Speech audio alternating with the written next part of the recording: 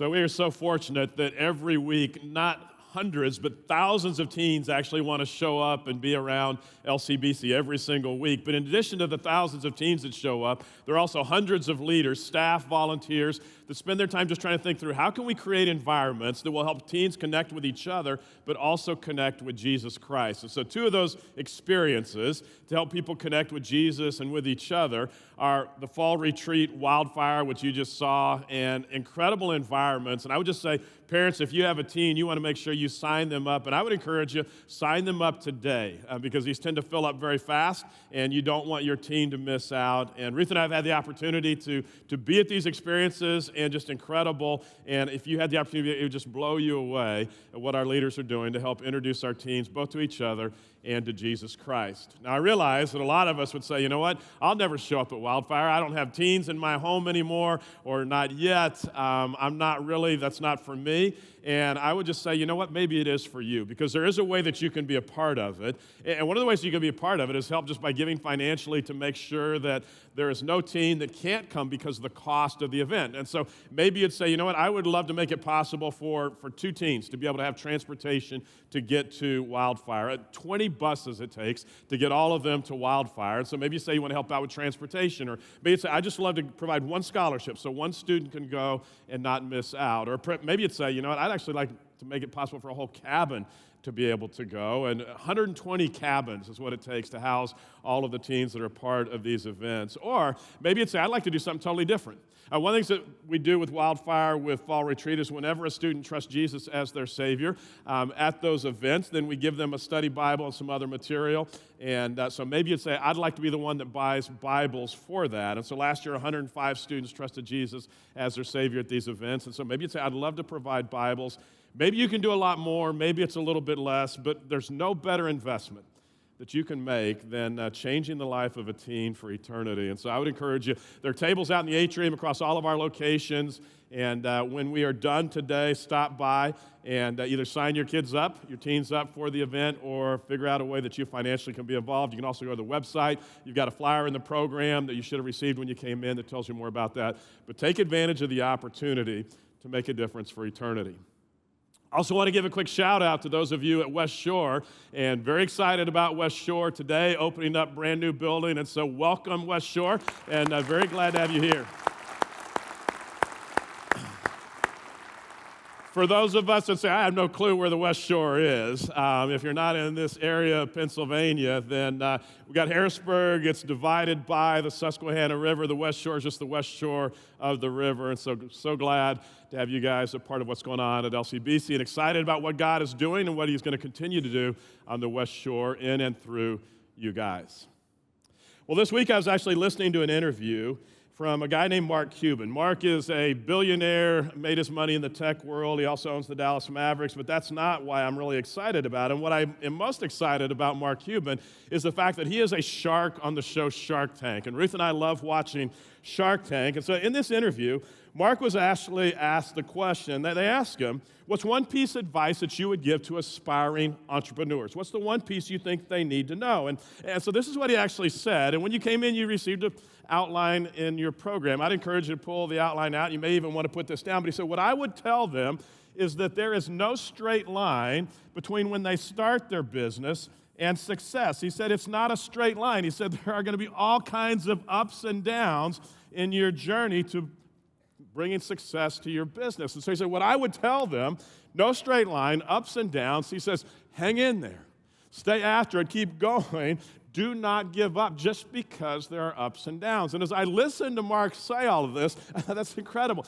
That's what we've been talking about for the last several weeks. Not just in the business world, we've been talking about it in our lives and saying when we are born, there's not a straight line to say, you know what, it's going to be a smooth sail all the way through life. Instead, you and I are going to experience all kinds of ups and downs. And we've been talking about these ups and downs as detours.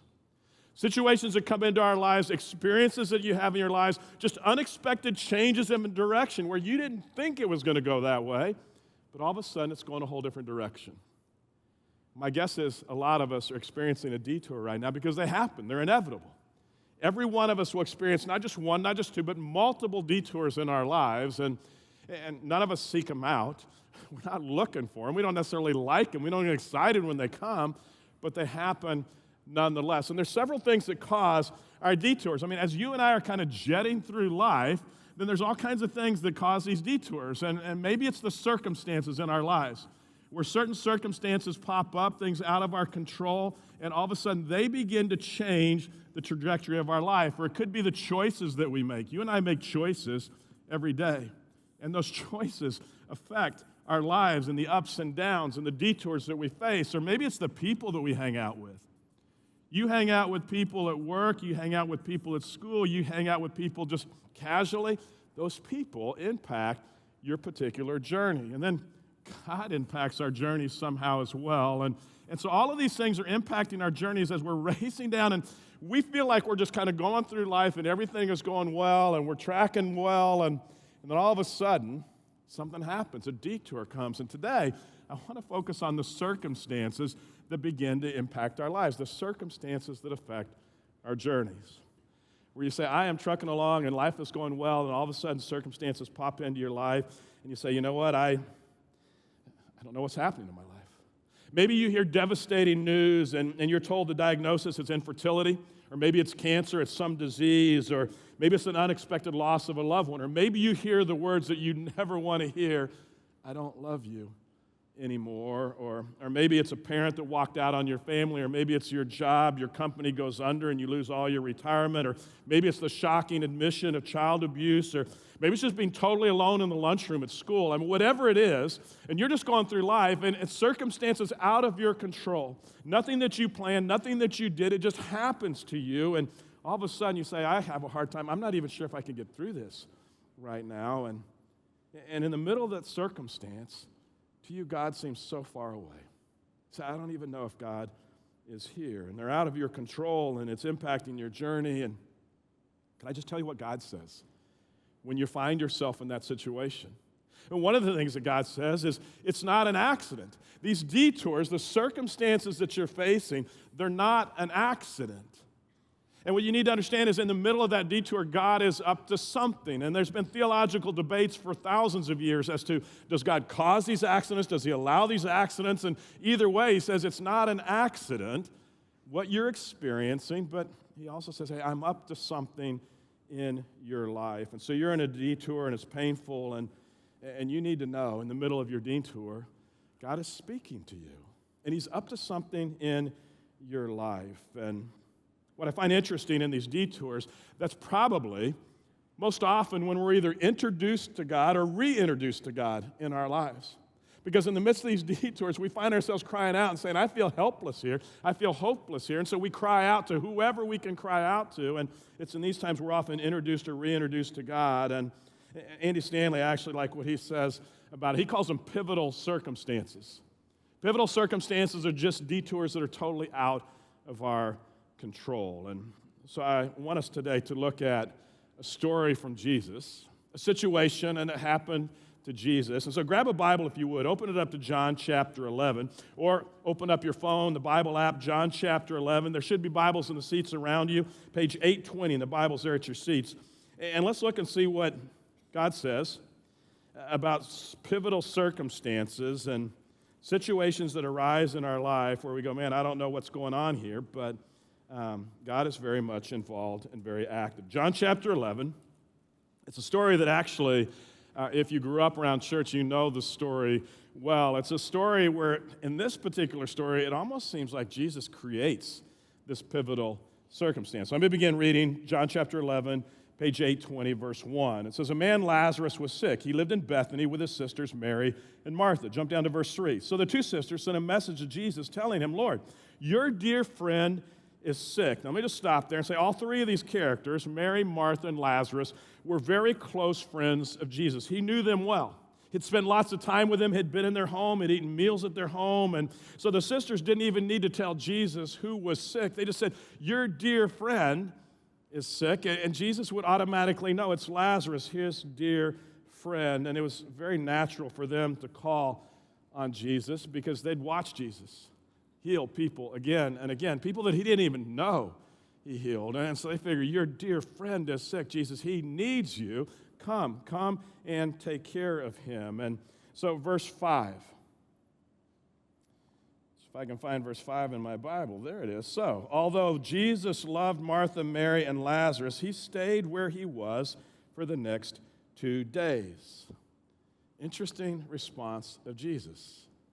He knows Lazarus. He loves Lazarus. He's dear friends with Lazarus, and yet he chooses to hang back, and very special relationship, and he does exactly what you would not expect Jesus to do. You'd expect Jesus to come running, but he stays for 2 more days, and again, it's not just anybody. This is his friend Lazarus, and Jesus stays put. Now, I would guess that you found yourself in circumstances, pivotal circumstances, detours in your life, and you've cried out to God. You've cried out to God and said, Jesus, help me. I need you. I'm going under here, and you're desperate for him, and he does nothing.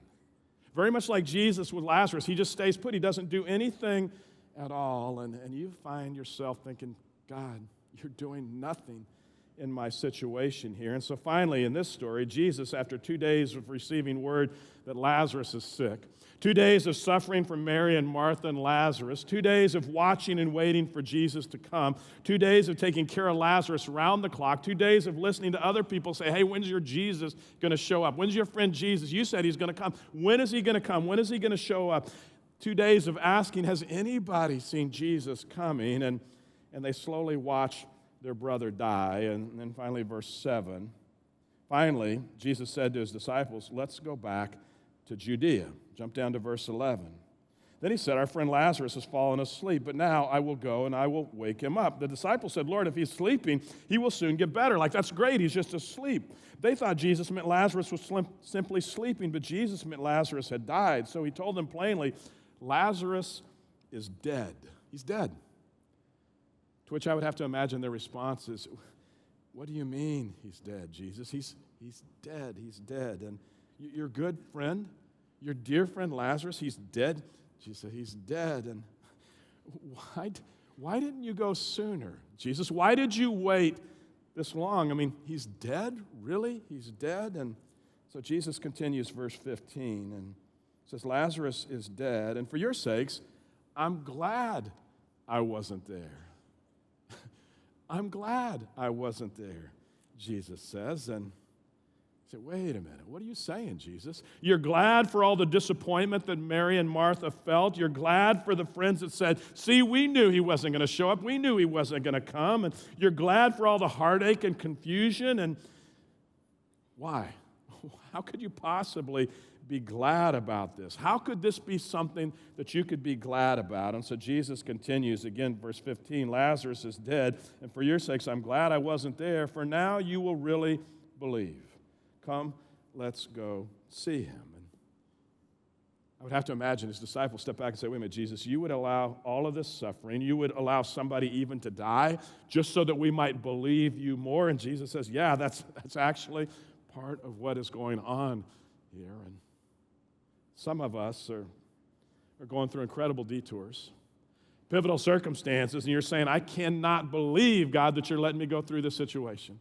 You're saying, you know, God, if you really existed, you would not let me get this low. If you really, really cared about me, God, if you existed at all, you wouldn't allow this to happen. And yet what Jesus is saying with Lazarus, and I think what he's saying to you as well is, man, God may have even set this whole thing up because he's trying to do something in you. And so days later, Jesus actually goes to Lazarus. When he arrives, because it's a 2-day trip, and so it's 4 days after he first heard about all this, and so he arrives, and as he arrives, he encounters Martha, and Martha comes up to him, and Martha says to him what maybe you have wanted to say, or you've said to God before. Look at verse 21. Martha said to Jesus, Lord, if you'd only been here, my brother would not have died.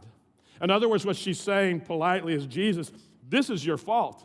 Jesus, if you had been here, my brother wouldn't have died. Jesus, if you'd have been here, I wouldn't have had to watch my brother die. Jesus, if you'd have been here, I wouldn't have had to listen to all my friends say, see, he's not going to show up. Where's Jesus now? He's nowhere around. Where is Jesus? And I thought he was your friend. I thought he would take care of you. And Jesus, if you had been here, this would not have happened.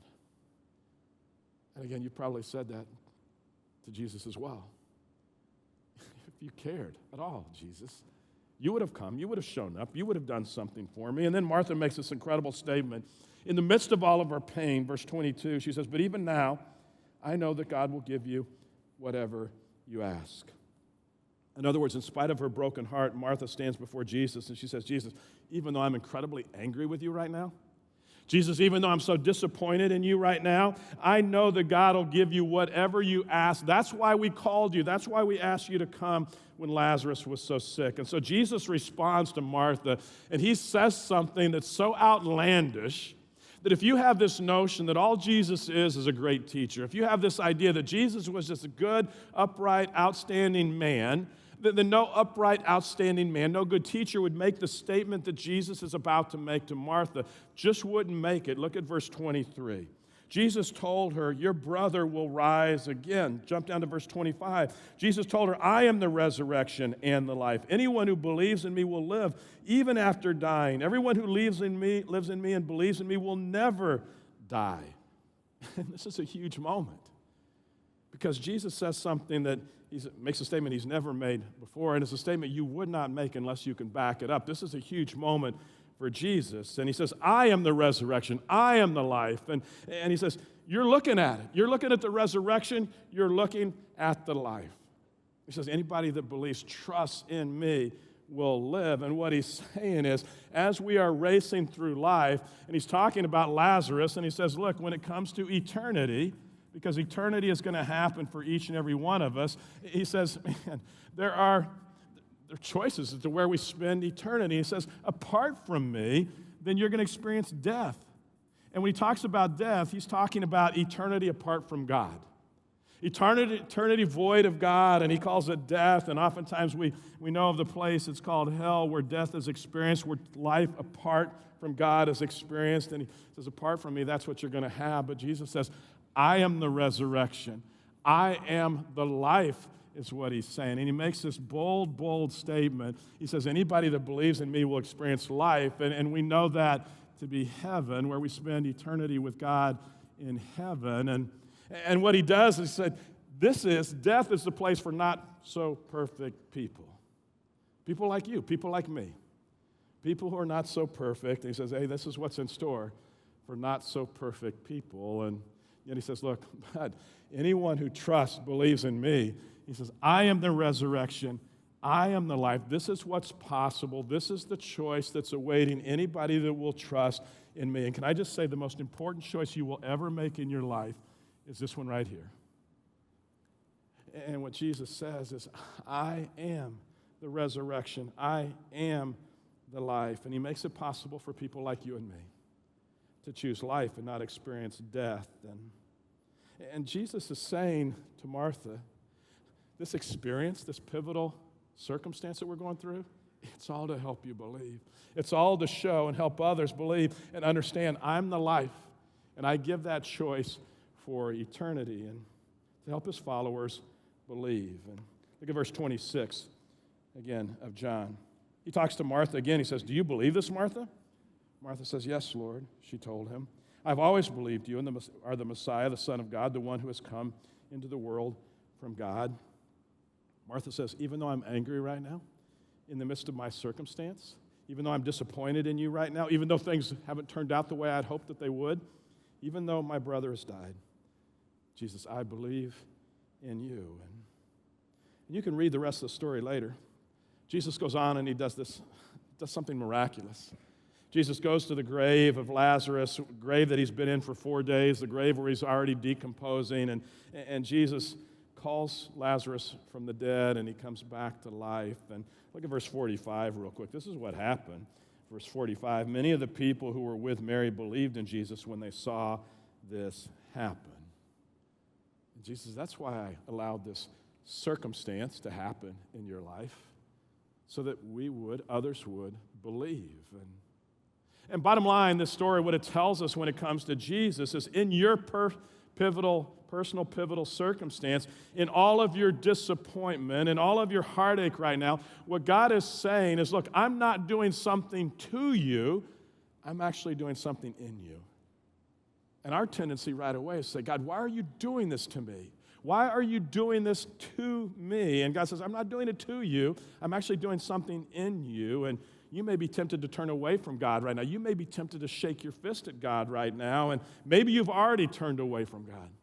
You haven't shaken your fist at him, but you've just turned away. You're ignoring him. You pushed away. But in this moment, my encouragement is lean into him, because he's not doing something to you.